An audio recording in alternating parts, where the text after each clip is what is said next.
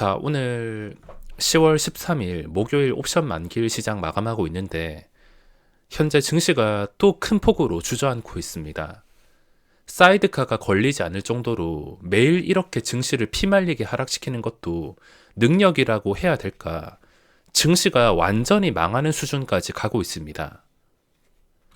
게다가 오늘 공포의 미국 CPI 발표를 앞두고 투자 심리가 이미 오래전부터 죽어 있어서 지금까지 살아나지 못하고 있습니다. 이 와중에 오늘 거대 이벤트가 있었는데 바로 신라젠이 상한가를 갔습니다. 보시다시피 국내 시장 코스피 코스닥은 정말로 미쳐야지 살아남는 곳입니다. 수많은 사람들이 상승장을 보면서 주식에 입문하고 가치 투자에 대해서 공부하면서 기업도 분석해보고 했지만 열심히 했겠지만 쉽지가 않을 겁니다. 제가 다른 나라 증시는 어떤지 몰라서 비교를 못하겠지만 우리나라 증시에서 확실하게 말할 수 있는 것은 이곳은 그냥 엿장수 마음대로 분위기에 취해서 움직이는 곳이라 볼 수 있습니다.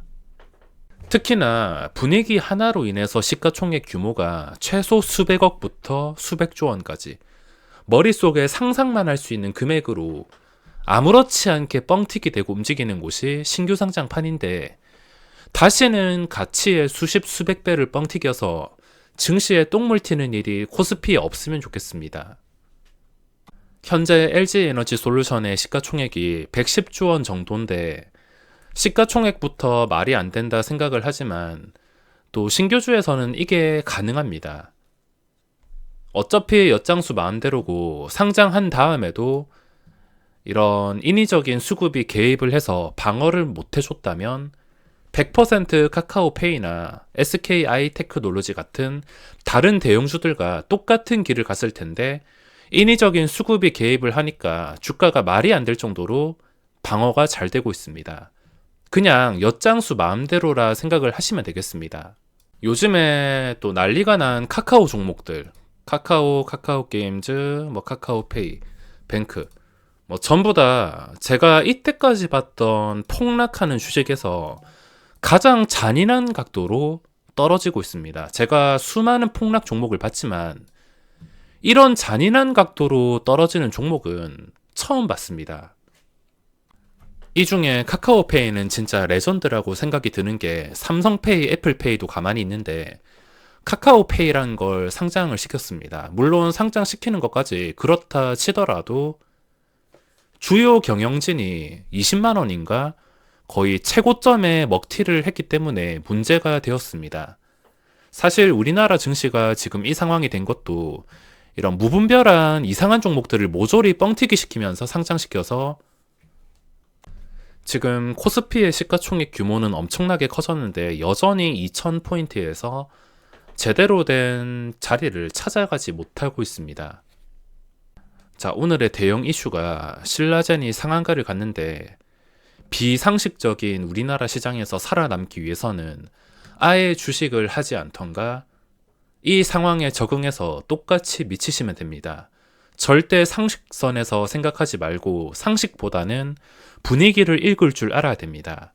우리나라 시장에서는 분위기만 잘 읽어주면 주도주, 급등주 먹는 게 불가능한 이야기는 아니기 때문에 분위기를 잘 볼 줄 아는 사람만이 국내 시장에서 살아남을 수가 있을 것입니다.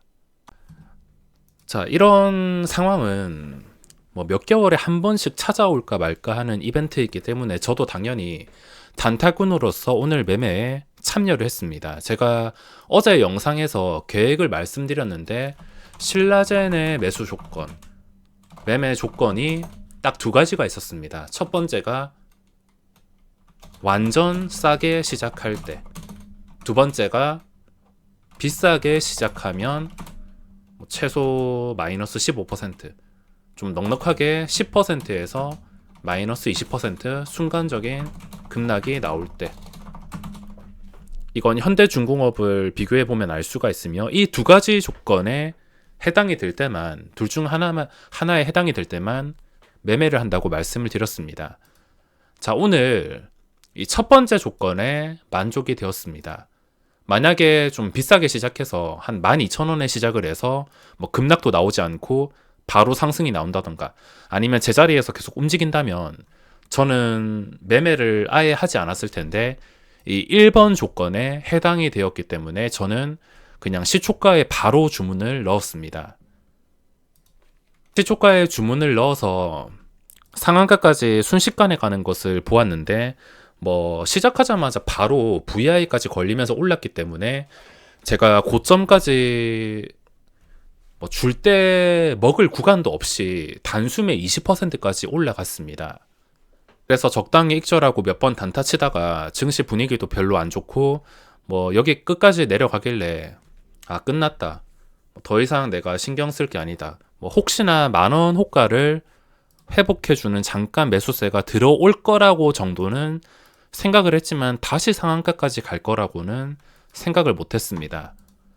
아무튼 이 조건 두 가지 중에 하나에 해당이 되었기 때문에 매매를 진행했으며 자 오늘 첫 번째 상한가 갔으면 두 번째까지 활용을 할 수가 있습니다. 지금 시장 분위기는 안 좋지만 내일 시장 역시나 신라젠 쪽으로 돈이 몰릴 텐데 뭐 내일 시장에서 반짝 시세가 크게 나왔다가 윗골이 달리던가 아니면 뭐 또 상한가를 간다던가 어떻게 될진 당연히 결과는 알 수가 없습니다.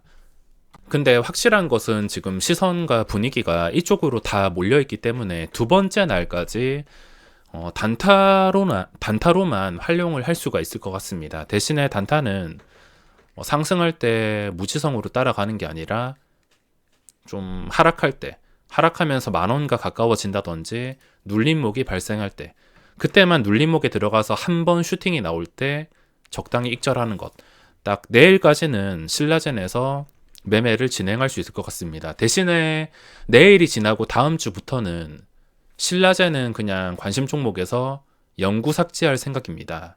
얼마 전까지만 하더라도 상장 폐지가 되냐 안 되냐 했던 종목이고 지금 시장 분위기가 안 좋아서 이 거래 정지를 안 당했어도 주가가 이 수준을 유지해 준다는 보장이 없는데 이게 올라간다는 것은 뭐 안 그래도 비상식적으로 움직이는 주식시장이긴 하지만 제가 감당할 수 없을 것 같아서 딱 두 번째까지만 하고 다음 주부터는 그냥 신경을 쓰지 않을 생각입니다. 뭐 비상식적으로 계속 올라간다 하더라도 말이 되겠지만 또 주가가 다시 심하게 제자리로 여기까지 뭐 그 이하까지 내려온다 하더라도 전혀 이상할 상황이 아니기 때문에 딱 두 번째 분위기까지만 활용을 하고 삭제를 하겠습니다. 쉽게 예시를 들자면 그냥 카카오뱅크라 생각하시면 되겠습니다. 카카오뱅크도 뭐 말이 안 되게 첫날에 상한가가 나왔지만 여기서 모든 돈과 시선, 분위기가 몰려 있었기 때문에 두 번째도 이런 변동이 나올 수 있었던 것이며 신라젠도 마찬가지로 이 분위기를 이용해서만 잠깐 매매하는 거지 뭐 그 뒤에 계속 올라갈 것이다.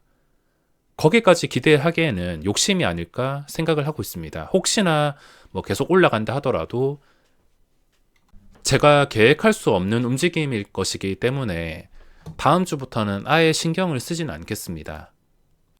자, CPI 발표를 앞두고 오늘도 거래대금이 말라 있는데 최근에 반등이 몇 번씩 나오긴 했지만 역시 거래대금이 없는 반등은 언제라도 무너질 수 있는 모래성입니다. 오늘 거래대금도 없고 별로 좋진 않지만 시장에서는 계속 종목들이 나와주고 있습니다. 오늘 시초가로 공략을 한 게 어제 또 계획대로 똑같이 했는데 이노룰스가 시초가가 10% 이하에서 시작을 해서 시초가에 넣었습니다. 근데 넣자마자 제가 바로 내려앉았기 때문에 손절을 했는데 제가 원하는 그림은 이게 진짜 강한 작전주라면 시작하자마자 뭐 음봉도 뜨지 않고 거의 뜨지도 않고 바로 수직으로 상승해서 VI가 걸려가지고 상한가까지 다이렉트로 가는 느낌을 기대했는데 그 느낌에서 벗어나서 좀 심하게 흔드는 구간이 있어서 2% 정도 손절을 하게 되었습니다. 그 뒤에도 롤러코스터를 타면서 거래가 되고 있는데 뭐 아직까지는 분위기가 살아 있습니다. 이노룰스도 분위기가 살아 있고 유신도 상한가를 갔다가 눌림목 쉬어가는 구간 분위기가 아직 살아 있습니다. 시장이 안 좋아도 단타로 이 분위기가 살아있는 종목에서만 계획을 세운다면 충분히 먹을 자리는 만들 수 있을 것입니다. 오늘 CPI 발표 후에 나스닥이 어떻게 움직일지 조용히 지켜보도록 하며 오늘 영상은 여기서 마무리하겠습니다.